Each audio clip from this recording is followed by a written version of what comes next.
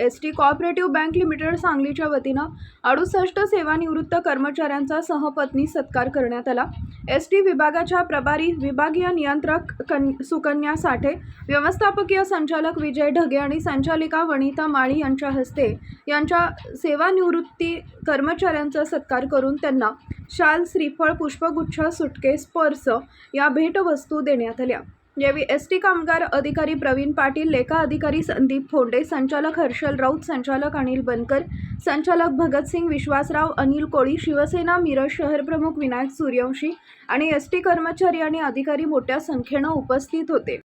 राज्य परिवहन महामंडळातून जे कर्मचारी सेवानिवृत्त झाले त्यांचा सन्मान सोहळा आज एसटी कोऑपरेटिव्ह बँक सांगली शाखेच्या वतीने आयोजित केला होता आणि त्या सन्मान सोहळ्याच्या निमित्ताने जवळजवळ 71 सेवानिवृत्त कर्मचारी व त्यांच्या धर्मपत्नी यांचा एकत्रित कार्यक्रम या ठिकाणी आयोजित केला होता।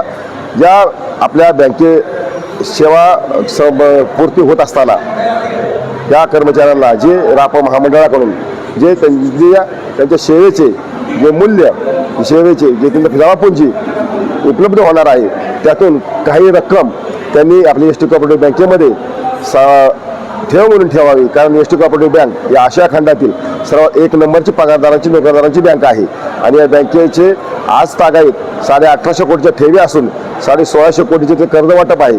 या बँकेचा NPA म्हणजे जो दर आहे तो अतिशय नगण्य म्हणजे 0 पॉईंटमध्ये आहे। त्यामुळं आपल्या या सर्व सेवानिवृत्त कर्मचाऱ्यांना त्यांची जी जमापुंजी ती शाश्वत व स्थिर स्थैर्य देणारी ही बँक आहे।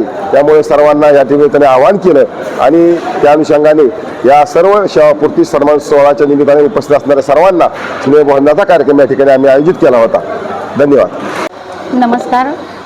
महाराष्ट्रातील तमाम सभासदांच्या वतीने गेल्या 2.5 वर्षात काही जो आमच्यामुळे सभासदांना त्रास सहन करावा लागला त्याबद्दल मी प्रथमतः सर्व स्वाभिमानी संचालकांच्या वतीने जाहीर दिलगिरी व्यक्त करते।